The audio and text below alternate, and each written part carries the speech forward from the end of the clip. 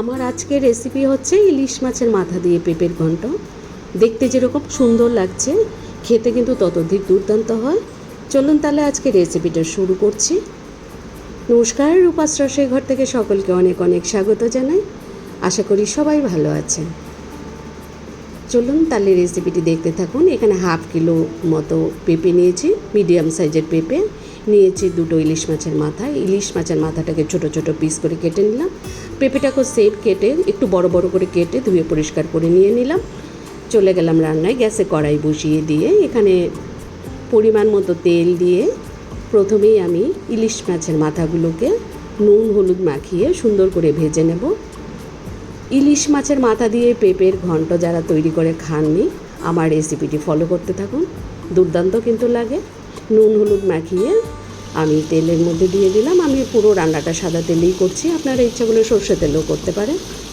খুব সুন্দর করে লাল লাল করে ভেজে নেব। এই ইলিশ মাছের মাথা থেকেও একটু পরিমাণে তেল বেরোবে। যত ভালো করে ভাজা হবে রেসিপিটা কিন্তু ততই টেস্টি হবে। ইলিশ মাছের মাথাগুলো ভেজে তারপর তুলে নিচ্ছি। এবার এই তেলের মধ্যে আমি দিয়ে দিলাম হাফ টিস্পুনের মতো কালো জিরে আর দুটো শুকনো লঙ্কা ভেঙে দিয়ে দিলাম। কালো জিরের পরিমাণটা একটু বেশি দিতে হবে। এবার দেখুন, পেঁপের টুকরোগুলো বেশ বড় বড় করে কেটে নিয়েছি। কালো জিরে আর শুকনো লঙ্কাটাকে ভেজে পেঁপের টুকরোগুলোকে দিয়ে নুন হলুদ দিয়ে বেশ কিছুক্ষণ আমি কষিয়ে নেব। বেশ লাল লাল করে পেঁপেগুলোকে ভেজে নেব, তাহলে পেঁপের কাঁচা গন্ধটা চলে যাবে, এক্সট্রা যে গন্ধটা থাকে। এবার এখানে আমি কাঁচা লঙ্কা বাটা আর আদা বাটা দিয়ে দিলাম। এখানে আমি কোনো পেঁয়াজ রসুন ব্যবহার করব না এই পেঁপের ঘন্টটা তৈরি করতে। ভেজে নিলাম বাটা মশলাটা। এবার আমি গুঁড়ো মশলা যোগ করে দিচ্ছি।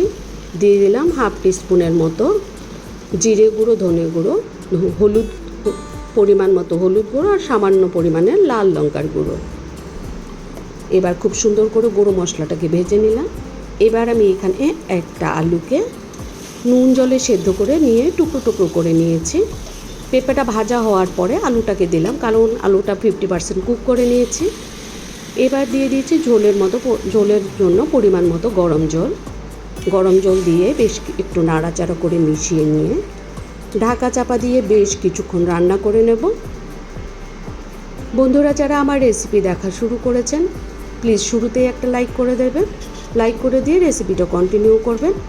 আর নতুন বন্ধুরা আমার চ্যানেলে এসে থাকলে আমার চ্যানেলটা সাবস্ক্রাইব করে অবশ্যই আমার পাশে থাকবেন। আর যদি ফেসবুক থেকে দেখে থাকেন তাহলে আমার পেজটাকে ফলো করে অবশ্যই আমার সাথে থাকবেন। আমি এরকম করে ঢাকা চাপা দিয়ে বেশ কিছুক্ষণ রান্না করে নিলাম। আমার পেঁপে কিন্তু একদমই সেদ্ধ হয়ে গেছে, সফট হয়ে গেছে।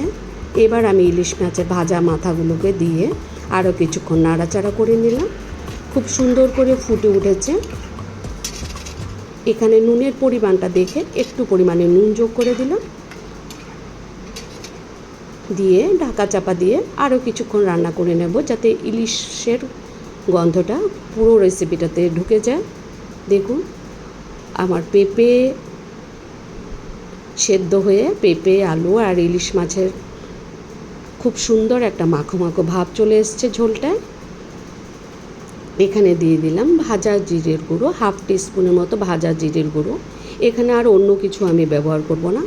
একটু ফুটে উঠলে আমি রেসিপিটা নামিয়ে পরিবেশন করে দেব।